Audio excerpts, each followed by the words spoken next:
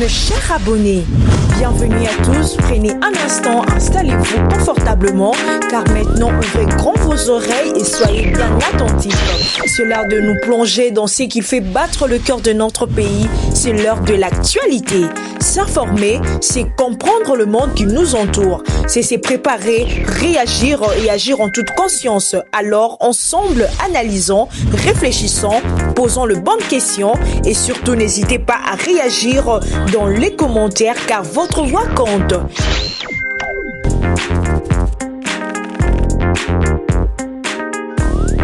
Chers abonnés, l'actualité congolaise est riche aujourd'hui et nous allons l'explorer à travers des événements majeurs. Le verdict prononcé contre Joseph Kabila, condamné par contumace pour trahison, crime de guerre et crime contre l'humanité. Une décision lourde de sens pour l'histoire politique de notre pays.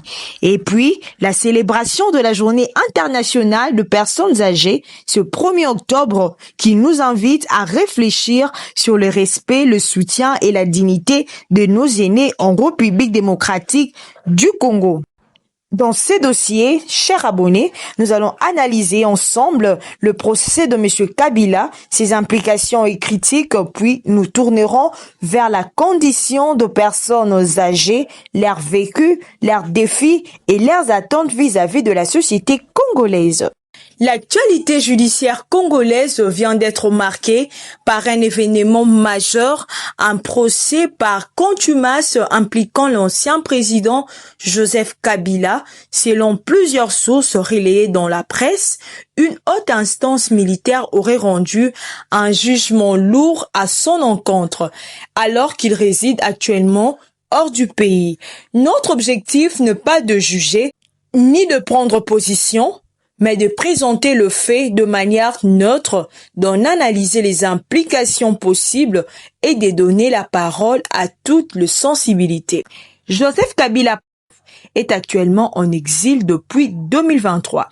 Ce 1er octobre 2025, les médias ont rapporté qu'il aurait été condamné à mort par contumace pour des accusations graves, trahison, crimes de guerre et crimes contre l'humanité.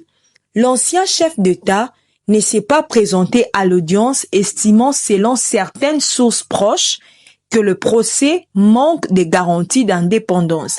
Cette décision intervient dans un climat politique et institutionnel où la justice cherche à affirmer son autorité. Plusieurs questions se posent. Pourquoi maintenant ? Certains analystes s'interrogent sur le timing d'un tel procès et des impacts sur l'équilibre politique national. Que signifie procès par contumace, chers abonnés? Cela signifie que le jugement est rendu en absence de l'accusé, ce qui soulève des interrogations sur le droit à la défense. Est-ce qu'un tournant judiciaire? Certains y voient un signe d'émancipation du pouvoir judiciaire, d'autres appellent à la prudence, rappelant l'importance de procédures justes et équilibrées. À ce stade, il y a peu de réactions officielles. Beaucoup attendent de clarifications avant de se prononcer. Le dossier de M. Kabila, par son importance historique et politique, mérite une lecture posée. La justice doit faire son travail dans l'indépendance et le respect de droits fondamentaux. La neutralité dans le traitement de ces faits est essentielle pour préserver la cohésion nationale et la confiance citoyenne. Et vous, chers abonnés, que pensez-vous de cette actualité? Pensez-vous que ce procès changera quelque chose dans la manière dont la justice est rendue en République démocratique du Congo? Réagissez dans le commentaire pour ne rien rater des analyses et actualités. La journée internationale de personnes âgées a été instaurée par l'Assemblée générale des Nations unies en 1990 pour célébrer les aînés et sensibiliser aux enjeux liés au vieillissement. Son objectif est de promouvoir la dignité, la sécurité, la participation sociale et le bien-être de personnes âgées. En République démocratique du Congo, les personnes âgées sont souvent oubliées dans le politique public, accès limité aux services de santé, Isolement social, absence de soutien financier. Dans de nombreux cas, les familles d'aînés sont sous pression financière et les structures de retraite ou d'assistantes sociales sont faibles ou inexistantes dans les zones rurales. Ce 1er octobre 2025, la République démocratique du Congo est à la croisée de chemin entre justice et humanité. Le procès de M. Kabila teste la crédibilité de ces institutions, tandis que la journée de personnes âgées nous rappelle que le progrès ne vaut que si chacun y a sa place, jeune comme ancien. Il ne suffit pas de juger ou de célébrer, il faut agir, appliquer la loi de façon juste, soutenir nos aînés, non seulement par de mots, mais par de politiques, des structures et un changement de mentalité. Écoutons Grace Léoula qui réagit par rapport à ces sujets sur la journée internationale des hommes âgés. Bon, d'après moi, je dirais pas vraiment. Dans notre société, beaucoup de personnes âgées sont un peu oubliées. On ne leur parle pas assez, on ne les écoute pas et parfois même on les considère comme inutiles. Et pourtant, ce sont des personnes pleines de sagesse. Par exemple, une grand-mère peut donner des bons conseils à cause de ce qu'elle a déjà vécu. Mais souvent, les jeunes ne prennent pas le temps de l'écouter parce que le jeune diront que nous sommes au XXIe siècle et les temps passés ne revient plus. Ce que vous avez déjà à vivre dans le passé, ce n'est pas ce qui se passe dans le présent. Par exemple, le temps ancien, les femmes n'étudiaient pas. Les femmes étaient dans la cuisine, dans le foyer, mais maintenant, une femme peut étudier, peut être indépendante. Le jeune peut donner cet exemple. Mais lorsque une grand-mère, une grande personne te donne un conseil, il faut le mettre en pratique parce qu'elle sait de quoi elle parle. Elle sait de quoi elle parle, en tout cas. Et dans certains endroits, on voit même de vieux être maltraités ou laissés seuls dans des maisons sans visite. Les gens ne leur rendent plus visite sous prétexte que il n'y a pas d'importance, ils sont pas importants. Et qu'ils ont déjà eu à vivre, ils ont vécu plein de choses et ils sont presque à la mort et la mort leur attend. Mais non, c'est pas ça. Tant qu'ils sont en vie, nous devons leur donner de l'affection et les visiter.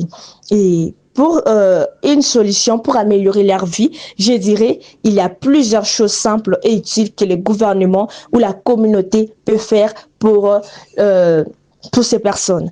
Créer des centres d'accueil pour les personnes âgées où elles peuvent parler, jouer, chanter, prier et se sentir entourées. Exemple, des maisons de retraite avec des activités comme la cuisine, la couture ou de petits concerts. Ce sont des personnes qui aiment s'entourer de leur famille, aiment être s'entourer de ses proches pour ils ne savent pas quand est-ce que le Seigneur prendra leur souffle.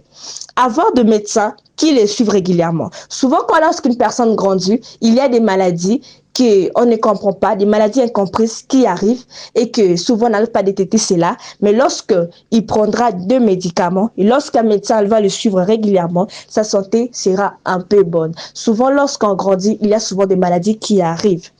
Et je donne un exemple encore. Organiser des journées gratuites de santé pour les aînés dans chaque quartier, c'est vraiment important. Sensibiliser le jeune à leurs valeurs. Exemple, dans les écoles ou églises, on peut organiser des rencontres entre le jeune et les anciens pour partager des témoignages de ce qu'ils ont vécu et peut nous donner et ça pourrait nous aider, nous édifier et faire attention à l'avenir en tout cas.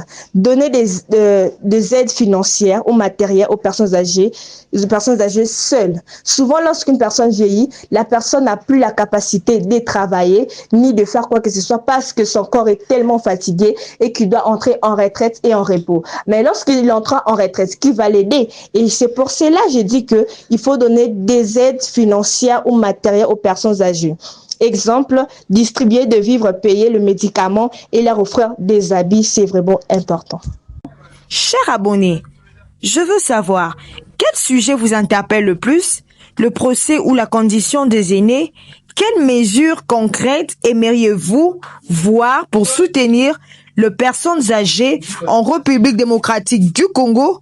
Pensez-vous que ces verdicts comme Kabila peut rétablir la confiance dans la justice congolaise?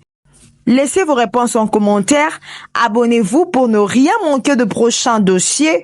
Pour vos idées de sujets ou collaborations médias, spots publicitaires, reportages, interviews, contactez-moi, je suis disponible.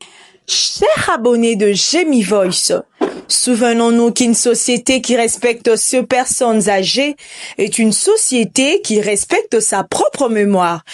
Écoutons-le, honorons-le et surtout, ne le laissons jamais dans l'oubli. Et en tant que citoyens responsables, gardons confiance en notre justice, même si elle est parfois critiquée.